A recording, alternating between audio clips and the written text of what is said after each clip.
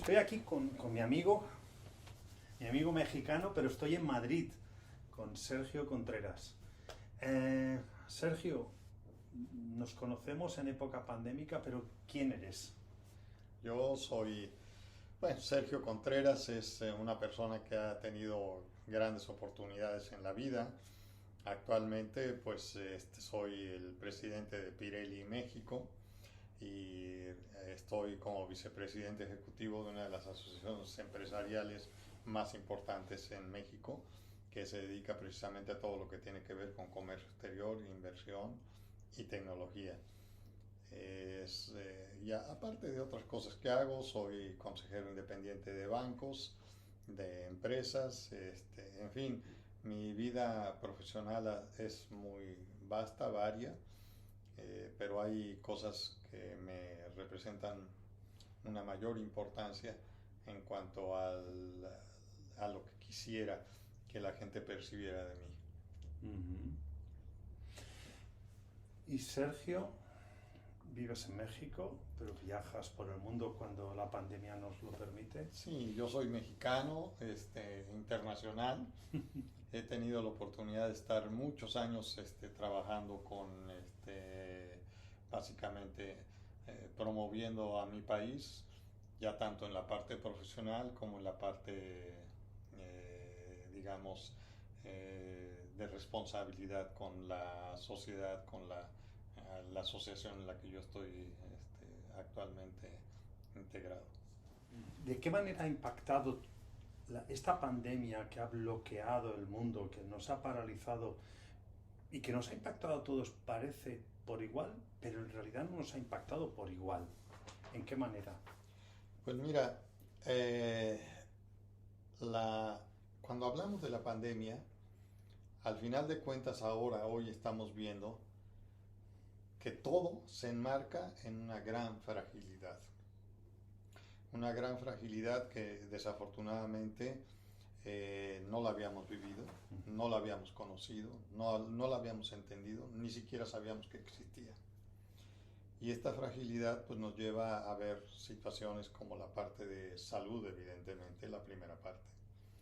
La segunda pues, es la parte económica que ha pegado en todo el mundo, en ciertos países más que en otros, pero al final de cuentas ha sido también una situación económica bastante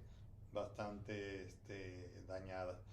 Y luego también pues tenemos la parte social, la parte en la cual hemos encontrado que no se ha tenido la respuesta para apoyar a la sociedad en general, no nada más en la parte, digamos, de lo que es la salud, sino en la parte económica, en la parte de los empleos, en la parte de las oportunidades de desarrollo, en la interrupción de la educación, que es una cosa muy seria, porque en muchos países durante un año y medio las personas no han podido ocurrir a sus centros de estudio, que sí tenemos la participación en videoconferencias, pero entendemos perfectamente bien que al ser también un tema nuevo, no es tan efectivo como cuando tienes tú la vivencia de un maestro, de un profesor delante de los alumnos y además la interacción entre los alumnos. Y esto también ha traído un poquito de parte de salud social, salud mental, porque no todos han sabido resistir hacia esto, ¿no? Y luego la última que yo tengo, algo también interesante de reconocer, la situación que se presentó política, sobre todo en ciertos países, particularmente estamos hablando de los países, en este caso, de los que yo conozco mejor, latinoamericanos. Yo creo que no todos los países sudamericanos han tenido la oportunidad de estar más o menos equilibradamente atendiendo la situación de la salud y yo he visto que desafortunadamente también hay muchos países en Latinoamérica que no han tenido la oportunidad de encontrar eco o países solidarios que pudieran haber verdaderamente apoyado y ayudado a que las poblaciones civiles de todos estos países hubieran tenido la oportunidad de estar un poco mejor atendidos. Y es una situación que la verdad me preocupó muchísimo. Y esto aparte nos trae otra cosa que posteriormente quiero comentarte a propósito de lo que es el planteamiento de la situación de la sociedad y la política en nuestros países. ¿Qué rol tienen las empresas, los directivos, los ejecutivos, los empresarios, los propietarios de empresas en toda esta situación social que nos ha desnudado la pandemia? Bueno, mira, aquí te voy a dar un punto de vista que he reflexionado muchísimo todos estos años, en el cual efectivamente yo creo que el empresariado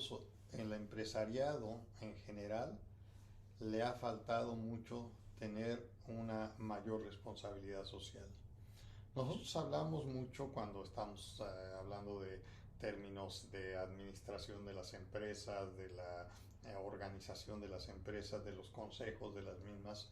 Hablamos a propósito de todo lo que es, y eso ya lo conocemos, el gobierno corporativo y las personas, los consejeros independientes, que de alguna manera ayudan a que las empresas tengan alguna forma de organización y pues, digamos, de una buena administración de la propia empresa en sí. Pero la pregunta que tú me haces es muy, muy interesante. Yo creo que al empresario particularmente, ha faltado en cuanto a tener la sensibilidad para tener, independientemente de generar un empleo y un pago, tener una responsabilidad social adicional con aquellas personas que son sus empleados y a quienes están pagando. Muchas veces pensaba uno que los gobiernos son los que tenían que haber dado este tipo digamos, de respuestas a las responsabilidades sociales. Pero los gobiernos, sobre todo gobiernos como los gobiernos latinoamericanos, pues están muy superados, están definitivamente rebasados porque la atención social que requiere el 70%, porque vamos a hablar de los estratos sociales en los cuales se manejan las sociedades en nuestros países, pues hay un 50%, 60% de pobres, la clase media es muy pequeña, si lo revisamos inclusive en relación a Europa. En los países latinoamericanos lo que estamos viendo es que la gran población de escasos recursos, población pobre, no tienen verdaderamente opciones de llegar a tener algún tipo de oportunidades que les permitan a ellos creer que se están superando. Y esas oportunidades son básicamente, la primera es educación, porque todos los padres lo primero que quieren es que sus hijos estudien, que tengan oportunidades. Las otras de salud y las otras de tener una opción de contar con satisfactores adicionales. Y ahí es donde el empresariado no ha aportado lo que el Estado ha dejado de aportar, que es básicamente la oportunidad de darle a la sociedad la oportunidad de crecer. De crecer no tanto, digamos, económicamente, porque mira, te pongo un ejemplo, resulta que si tú, un empresario, gana 100, en lugar de ganar 100 va a ganar 90 y esos 10 se los va a dar a sus empleados, ese 10% del empleado no lo va a estar metiendo en una caja de ahorros, nada, se lo va a gastar.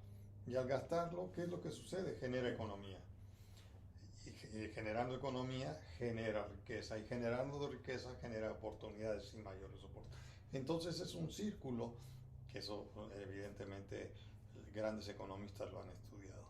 Entonces lo que tenemos que hacer aquí es concientizar un poco más de la responsabilidad que tenemos, y ahora con lo de la pandemia nos está dando una mayor oportunidad de revisar cuál es verdaderamente la responsabilidad social que puede tener el empresario.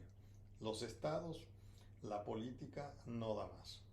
No da más pues porque hay, como lo hemos visto, hay infinidad de situaciones económicas que inclusive muchas de ellas están básicamente orientando hacia la parte de lo que es la,